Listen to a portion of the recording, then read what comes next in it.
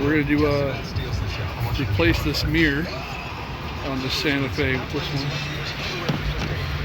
because that's what he wanted. He didn't want just the glass, but these pieces might be broken in here. We're going to replace the whole mirror. It's very easy to do if you unlock the door first. But first you got to take this little cover off here. And it's just clipped in.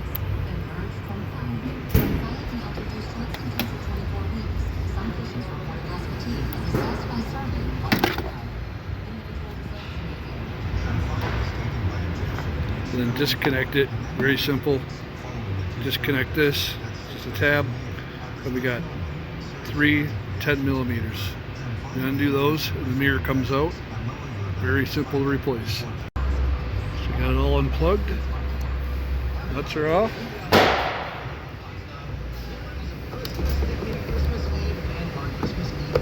Shake it a little bit, it's cold. And that's the mirror.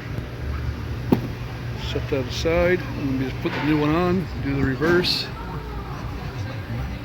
Very easy to do, any one of you could do that. There you go, new one in, you just push that cover back on after you plug it back in, and that's all there is to it.